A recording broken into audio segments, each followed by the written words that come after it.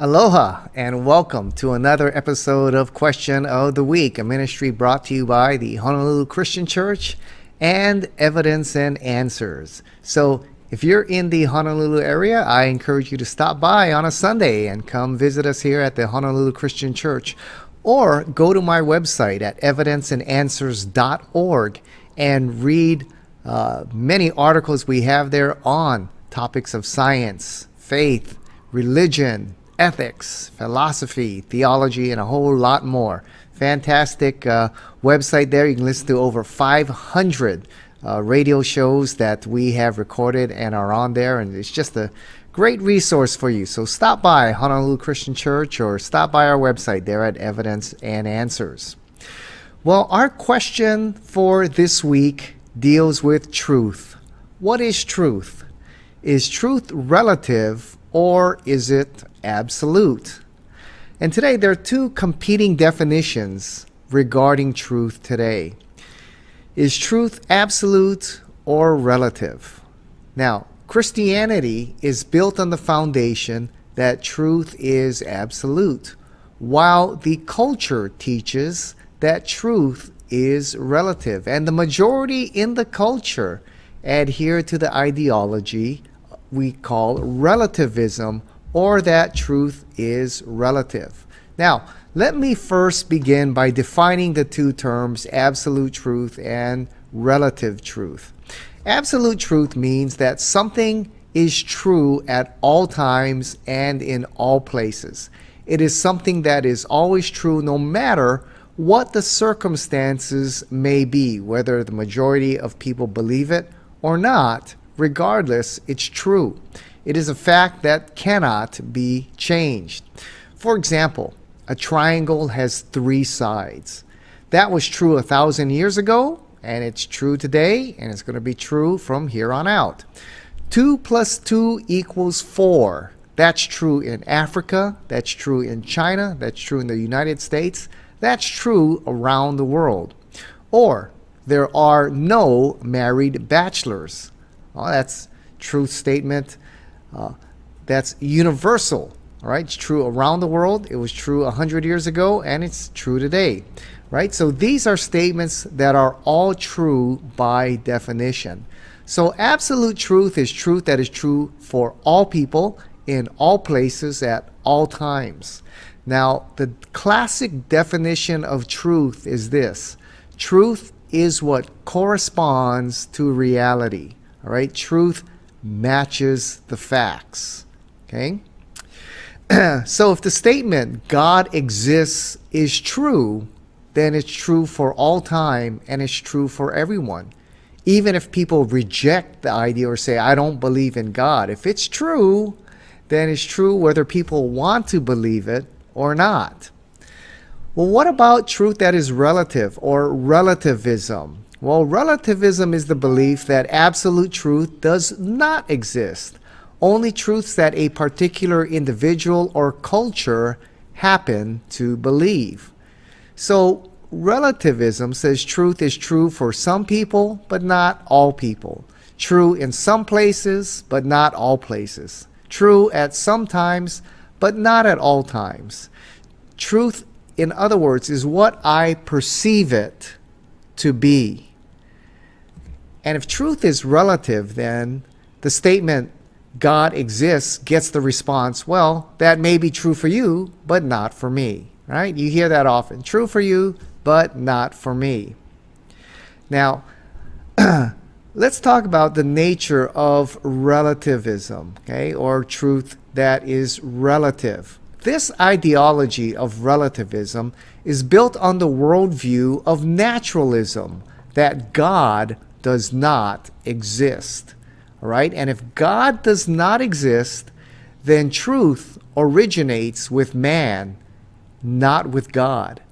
Truth is created then by man. It's created by the individual or one's culture. Okay? If God does not exist.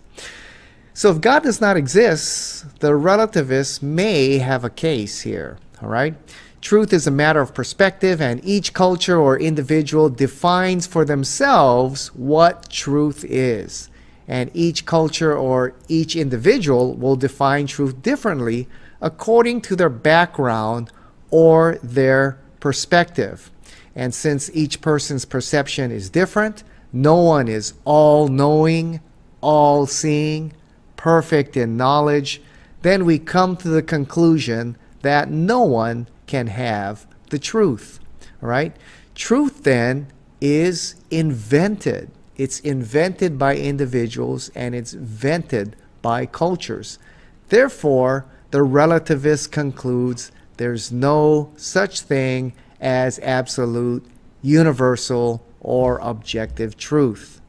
Since truth then is rooted and created by man and finds its source in man, it is inseparably connected to individuals and cultures which continually change. We continually grow in our knowledge and understanding. So truth continues to change. And since truth is a matter of a group or an individual's perspective, one's attitude or one's beliefs can change a statement of truth. And the final part of this is language. Language is a man-made construct and cannot convey accurately objective truth since it's a cultural creation and it is flawed.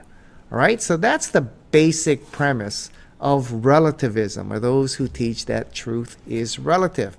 Basically, if God does not exist, then truth finds its source in man. All right, and man creates truth, and since man is not all-knowing and all-perfect, and truth is rooted in man or in one's culture, then one cannot say that they have the truth or that truth is absolute. It's just a matter of perspective or opinion. Now, the consequences of this ideology are pretty severe, as you can probably tell. All right, a culture that denies or embraces relativism really is drinking its own poison. Latest surveys show here in the West that the vast majority, over 60% of adults, believe that truth is relative. And over 90% of young people, college age and under, adhere to relativism or believe that truth is relative. Now, C.S. Lewis stated in The Poison of Subjectivism, he said that relativism will certainly end our species and damn our souls. Philosopher Peter Kreeft states, there has never been a society of relativists. Therefore, our society will do one of three things. Either disprove one of the most universally established laws of all history, or repent of its relativism and survive, or persist in its relativism and perish. All right, so a culture that embraces this false ideology of relativism really ends up drinking its own poison, because truth is one of the most valuable and one of the most powerful things in existence here. And it's absolutely critical we know the truth and we live according to the truth, and we know how to discover and find that truth. If truth does not exist, then what happens when two people or two groups have a disagreement, conflicting ideas? How do we resolve that? What is truth? How do we determine who is right and who is wrong? If truth is relative and created by individuals or cultures, we really cannot determine truth from error or right from wrong. Okay? It ends in chaos. For example, our recent election here, we're trying to determine what? Truth. Who truly won? And we're assuming then that truth is absolute and it can be discovered and we can determine who the winner is. If there's no way to determine truth, if truth is relative, how are we going to determine who is the legitimate winner? It's going to come down to might makes right. Who can impose their will on the other? And conflict is inevitable All right? And that's what you're seeing now. So relativism is a very dangerous ideology for any culture or group or even individual to embrace here. Now, here are some reasons why truth is absolute and not relative. Relativism fails, all right? Fails on many fronts. First of all, relativism fails because it's built on the worldview of naturalism, where man is the measure and God does not exist. Now, if naturalism were true, if atheism were true, then the relativists may have a case. However, as we showed in previous shows, and you can go to our website at Evidence and Answers or previous Question of the Week videos, you can see that the evidence is pretty compelling that indeed God does exist. And we live in a theistic universe. All right? The evidence, I think, is much more compelling that a personal God exists than that a God does not exist. So truth finds its source in God, who is truth. John 14:6, Jesus said, I am the way, the truth, and the life. Truth originates with God and reflects the character of God, who is in his very nature truth. God reveals truth to the creatures he created in his image. And since we're created in the image of God, we're capable of understanding his nature and truth of his created order, and we're designed to know it and to discover it and to live according to his truth. Okay, so although the fall may have tarnished our ability to comprehend the truth perfectly, it didn't eradicate our ability to know God and know the truth. There's enough of the image of God in us that we can identify truth. And language originates with God, and it's the mechanism he ordained by which to communicate his truth. So although we're in a fallen state and not perfect, language can still communicate truth. It can still convey concepts, all right, that communicate facts that correspond to reality. Truth exists. It is undeniable, all right? So though language may be flawed, it can still communicate truth. I remember I was at the University of North Carolina, and there was a graduate student in the sciences, and I talked about truth, what I was presenting here, and he objected, and he said, truth is relative, not absolute, all right?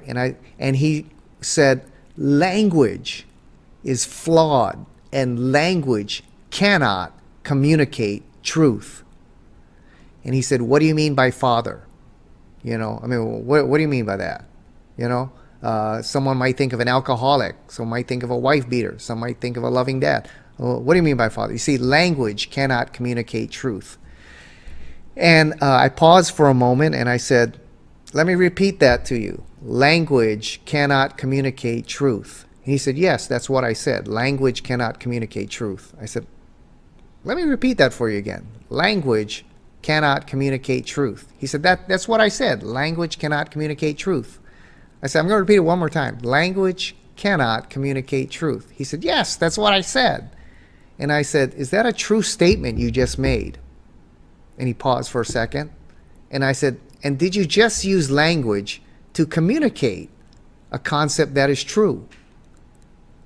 And he paused for a moment because he knew he had just contradicted himself. He had just made what we call a self-defeating statement, right? So then he looked and he said, well, okay, what I said is partially true. And I said, all right, language cannot communicate truth. Which one of those four words is not correct? You know, he paused for a long time, all right? Then he finally sat down because he realized he had just contradicted himself, okay? Second, relativism fails because truth exists and it is undeniable. To say there is no such thing as truth is a statement of truth. To say no one can know truth is a statement of truth about truth. Okay? It's a self-defeating statement. Okay? To say there's no such thing as truth is a statement of truth. And I remember at a conference there in Manila, I was asked that question, and it totally caught me off guard because I thought this guy was asking a trick question. You know what he said? But when he asked, he said, how can you say Christianity is true when there's no such thing as truth? You know, and I paused for a minute because I thought he was joking. All right, but then he was serious, and I said, there's no such thing as truth? And he said, yeah, truth does not exist. And I said, is that a statement of truth you just made? And he, realized his self-defeating statement there. To say there's no such thing as truth is a statement of truth. Right? So relativism fails because truth exists and it's undeniable. And third, as you can see from the examples I gave, relativism is a self-defeating position. All right? It shoots itself in the foot. Okay? To say there are no absolutes, guess what? That's an absolute. To say relativism is true for everyone, everywhere, makes one an absolutist. You see, truth exists. It's undeniable. Okay? And we know contradictory statements cannot be true at the same time and in the same way. That's called the law of non-contradiction. And we apply this law every day. We are created and designed to know where there is contradiction, then there is error. All right? We apply the law of non-contradiction every day. I mean, you can't have a coherent conversation without applying the law of non-contradiction. All right? If you come up to me and say, what is your name? And I say, I'm Pat Zukeran. But I am not Pat Zukeran. Okay, well, who are you? Well, I just told you, I'm Pat, but I'm not Pat. I mean, you can't even have a coherent conversation without applying the law of non-contradiction, right? We apply it all the time, okay? And relativism is self-contradictory, and it ends up being self-defeating.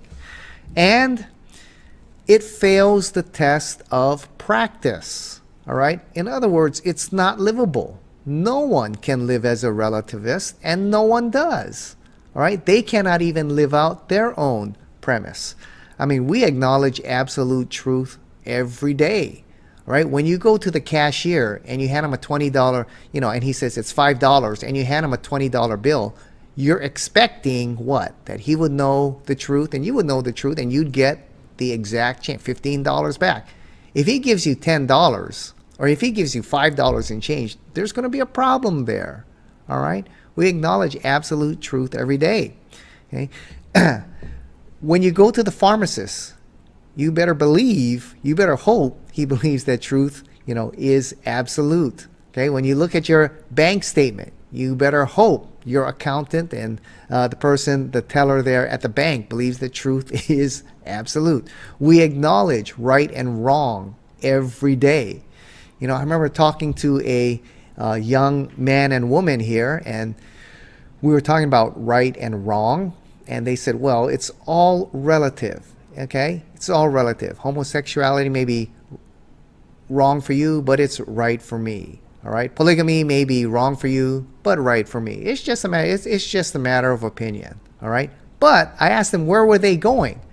They were marching in a Black Lives Matter parade. All right? And I said, why are you marching that parade? And they said, because racism is wrong. And I said, is it wrong for me, to be a racist? They said, yeah, it's wrong for you to be a racist. I said, well, is it wrong for that guy to be a racist? They said, yeah. I said, is it wrong for that woman over there to be yeah, it's wrong for everyone to be a racist. I said, that's an absolute. I thought you just told me everything's relative. And they were confident. I said, if everything's relative, okay, if right and wrong is relative, what are you marching for then? And they were kind of caught there. And I said, you're pointing to an absolute standard of right and wrong. All right? So truth is indeed absolute. Morality is indeed absolute. There's an absolute standard of right and wrong. Okay? So it's a self-defeating premise, and it is unlivable. Okay? So what is the truth on truth? Well, the definition of truth is what corresponds to reality. All right? It's faithfulness and conformity to the facts here. Truth is rooted in God, who by his very nature is truth. Remember John 14:6, Jesus said, I am the way, the truth, and the life. Truth is absolute. God's truth is true, and truth is true without exception, and it does not change.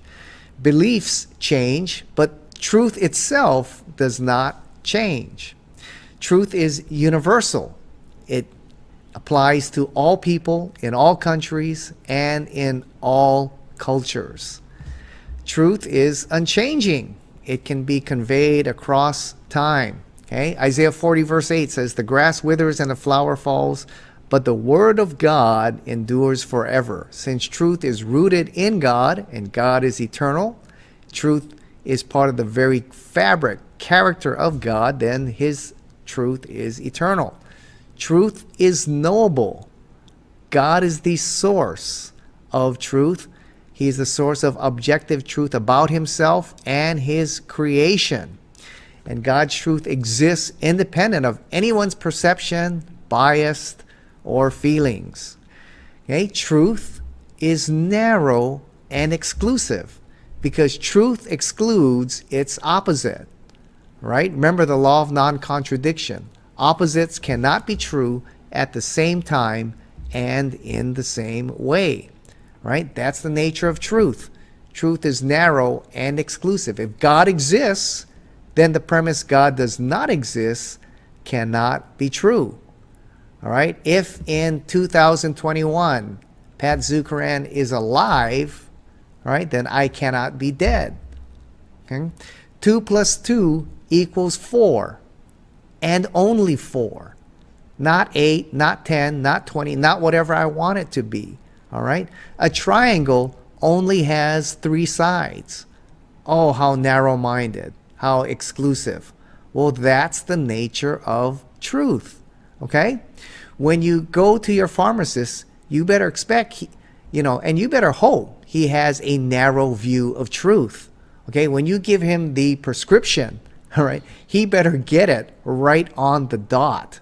All right? And when you ask him, well, how many pills should I take? And he says, oh, take 1, take 2, take whatever you want. All right? It's all relative.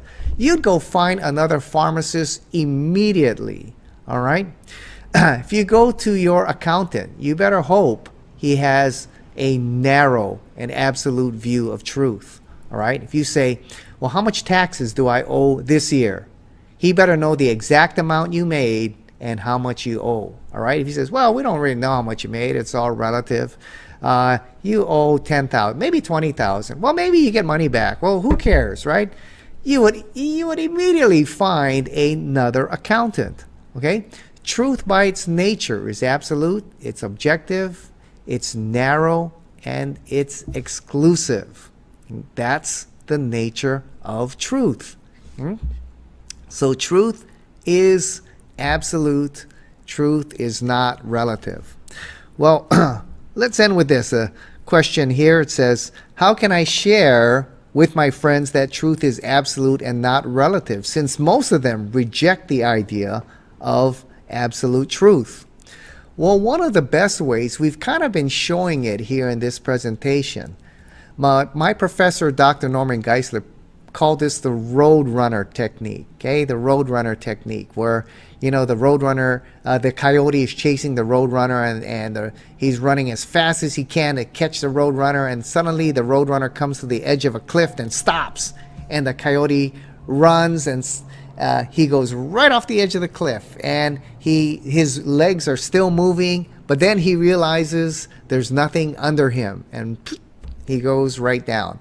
So he calls this the Roadrunner technique. In other words, you point out the self-contradicting nature of the claims made by the relativists, okay, by turning their statement back on themselves. And we show you a couple of that in this presentation. For example, when the relativist says there's no such thing as truth, Well, you turn it back on itself and say, isn't that a statement of truth that you just made?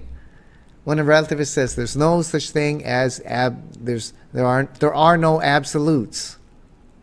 Is that an absolute statement of truth that you just made?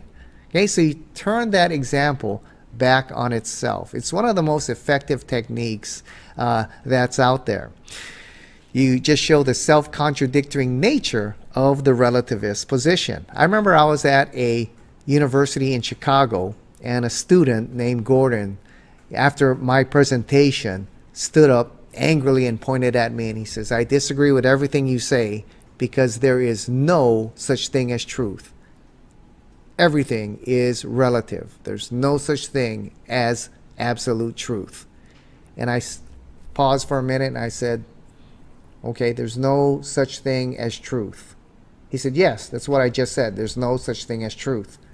I said, let me repeat that again for you, Gordon. There's no such thing as truth. And he said, yes, truth does not exist. There's no such thing as truth. And I looked and I said, is that a true statement you just made? And you could see he was getting really upset and beginning to shake. And he says, well, everything is relative. And I can't believe in Christianity because Christians judge other people who disagree with them. And I said, is it wrong to judge other people because they disagree with you? He says, yes, it's wrong to judge other people. I said, is it wrong for me to do that? He said, yes. I said, is it wrong for him to do that? Pointing people in the audience. He said, yes. I said, is it wrong for them, that section, to do that? He said, yes. He said, it's wrong for everyone to judge people because they choose to live a different lifestyle. I said, it's wrong for everyone? He said, yep. I said, absolute number 2.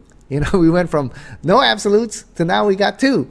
And he began really shaking. He got upset and he said, well, I can't be a Christian because Christians hate homosexuals. That's why. And I said, is it wrong to hate other people because of their lifestyle? And he says, yes, it's wrong to hate other people because of their lifestyle. I said, is it wrong for me to hate others because they have a different lifestyle? He says, yes, it's wrong for you. I said, is it wrong for them over there? He said, yes, it's wrong for. I said, is it wrong for them over there? He said, yes. So I said, Gordon, it's wrong for everyone to hate other people because they live a different lifestyle? He said, yes. I said, absolute number 3. Wow, we went from no absolutes to now we got 3. And wow, he got really mad. He started shaking up there at the microphone, and I finally said, Gordon, I tell you what, I'll talk to you afterwards, okay? So get together afterwards for coffee, and we can talk this thing over, right? But what were we doing there?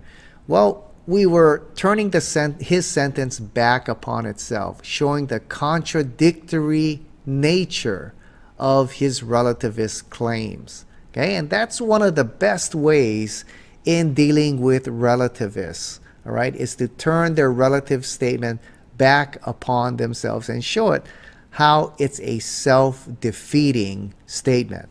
And secondly, another great one is to show that relativism is not livable. Okay, we acknowledge truth that is absolute and narrow and exclusive every day. Okay, and just like I showed you that couple who was saying, well, ethics is relative, right for you, wrong for me, true for you, not for me, making those statements. Well, they were marching in a Black Lives Matter parade. They were acknowledging that racism is wrong for everyone, all right? And they were holding to that absolute standard of right and wrong, all right? So you can see how relativism is not livable, okay? And so those are 2 of some of the best ways you can show that relativism is indeed a false ideology. So truth exists, it's undeniable, and truth is not relative, truth is absolute, right? Well, thanks for being with us here on this week's Question of the Week. I invite you to email me there at pat@evidenceandanswers.org, or go to our website and check us out, and listen to our radio show every evening, Monday through Friday here in Hawaii, and Saturday nights there in the Philippines. Or go on our website and listen to our podcasts anytime that you want, right? And send me your questions, and we'll address them here on the next episode of Question of the Week.